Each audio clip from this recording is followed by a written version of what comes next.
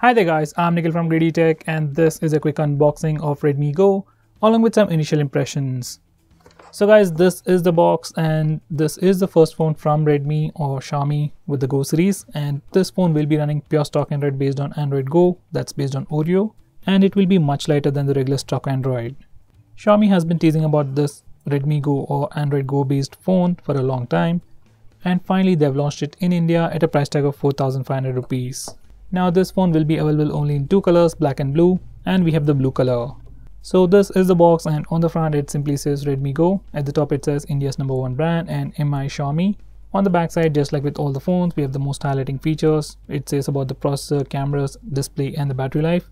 Following that are the Made in India sticker, IMEI number and some more specifications. Now let's just unbox it.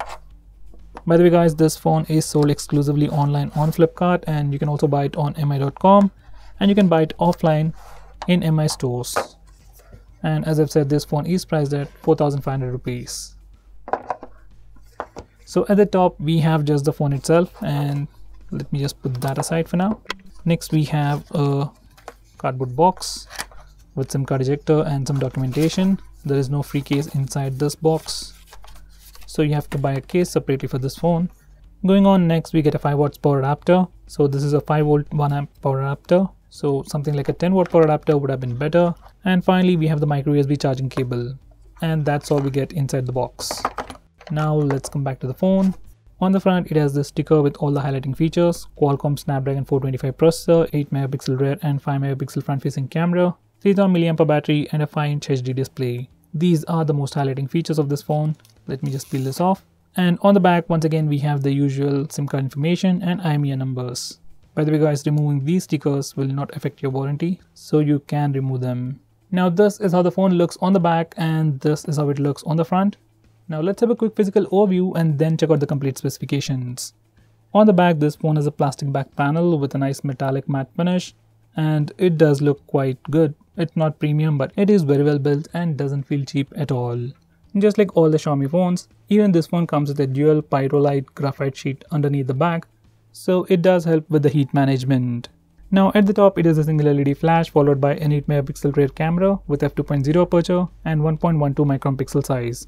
At the bottom it has just the MI branding. Now on the front it is a 5-inch display with HD resolution with 18:9 aspect ratio and 380 nits of brightness. Above the display you get the proximity ambient sensors, earpiece and a 5 megapixel front facing camera with f2.2 aperture and 1.12 micron pixel size. At the bottom it is completely plain with capacitive buttons. Now for the sides, on the right side you get the power and volume buttons made of plastic. They are sufficiently elevated and have a nice clicky feel to them. On the left side you get two SIM card trays housing two nano SIM slots along with a dedicated SD card slot.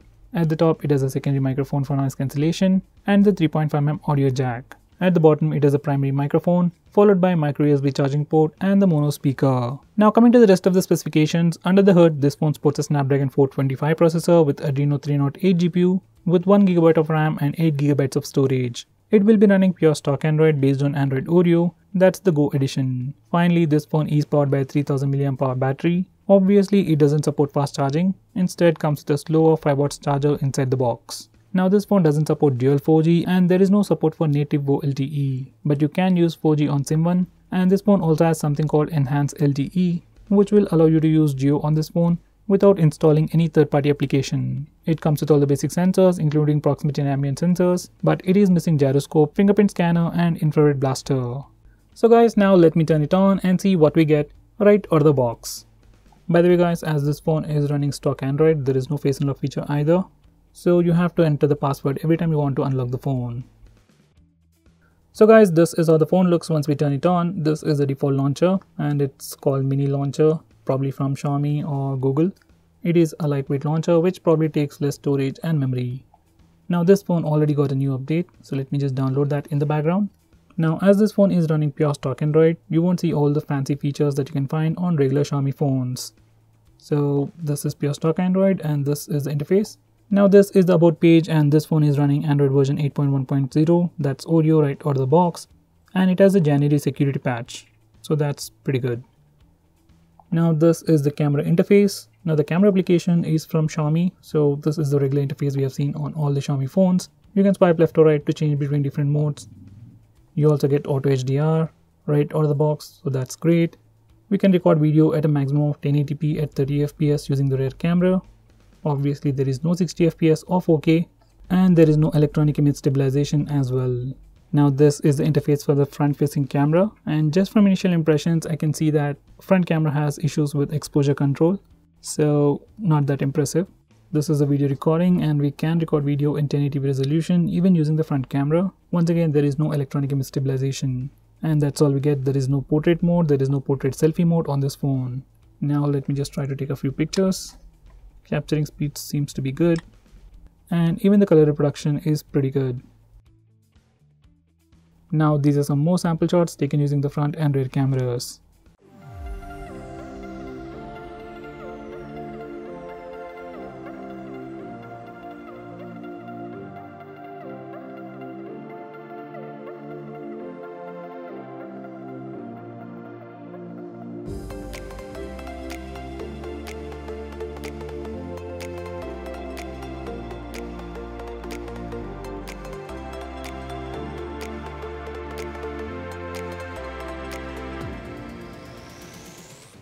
Now these are all the applications this phone comes right out of the box. As you can see, it has Assistant Go, or the Go version of Assistant, Go Google, Go Gmail, and so on. These are all the light applications which doesn't take up much memory or processing power and give you the best experience. Now let's test the speaker loudness. I'm just going to play a video from NCS, and when I try to open any video I get this option. So this is a preset. I can play the video in the basic quality or standard quality or high quality. Let me just go with high quality, and this is the size, and this is the YouTube Go edition. So if you still want the regular YouTube, you can probably install it from the Play Store. As you can see, everything seems to be pretty slow on this phone. Well, it is responsive, but it is slow. Now I'm installing few updates, and it's gonna take some time and slow down the phone. So I'm just gonna put the phone aside for now and then come back to it in a minute. So guys, I've installed all the new updates and installed even the system update, and nothing's changed so far. Now let's test the speaker loudness.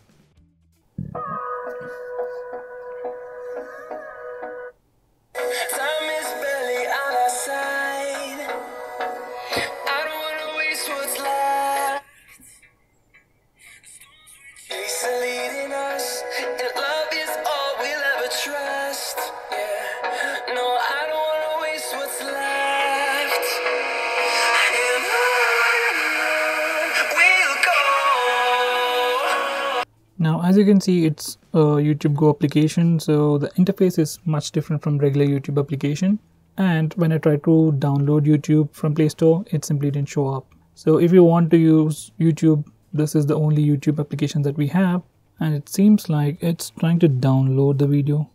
Let me just try to play it. And in this video I'll be doing the gaming review, battery drain test, and the heat test of the Vivo V15 Pro. Now, so guys, speaker loudness on this phone is pretty good. It is definitely sufficient for regular calls, media consumptions, and ringtones. And as you can see, this is the YouTube Go application, so you're not able to use any gestures. So if I try to play any video, it gives me directly these options. I can either download that video or directly play it. And even when I'm playing it, we can't use the swipe down gesture. Like we can't swipe down to bring it down here.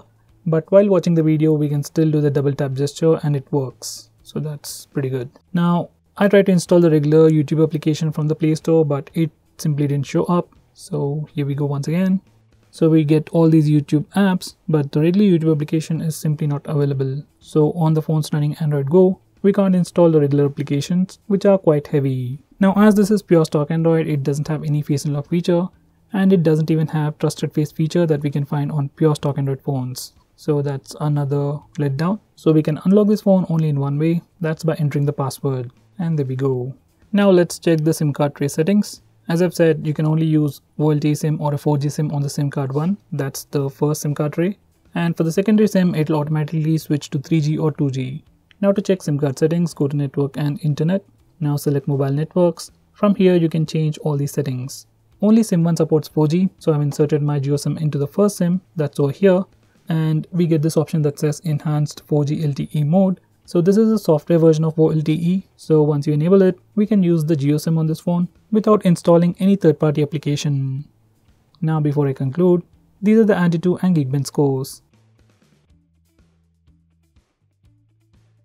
So guys, this is the new Redmi Go.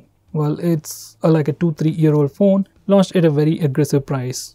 Well, saying that, I expected Xiaomi to launch this phone around 3000 or 4000 rupees, and they launched it at 4500 rupees. This phone is for an entry-level user who's coming from a feature phone with no idea about Android and, as I've said, an entry-level user. So for them, this phone is definitely usable, but if you've already been using an Android phone, then this is going to be a huge bottleneck. The performance of this phone is pretty outdated. 1GB of RAM is no way sufficient for multitasking, and out of that 8GB of RAM, you just get about 3GB of space for your user apps and user data. And once again, that is not sufficient for anything. Yes, you have an option to insert an SD card, but that's only for your media content like maybe photos, movies and videos, not for your apps and other data. So this phone is really for an entry-level user, and if you are an entry-level user and if you want to buy a brand new phone under 5000 rupees, then you can definitely go for this phone, or else spend a little more and get a better phone. So guys, what do you think about this phone? Do let us know by commenting below this video, and if you're planning to buy this phone, please use the link in the description. It always helps the channel, and if you want us to make any specific video, tweet out to us with the hashtag AskGreedyTech on Twitter, and we will try to make it as soon as possible. I'm Nikhil from GreedyTech signing off. Have a nice day.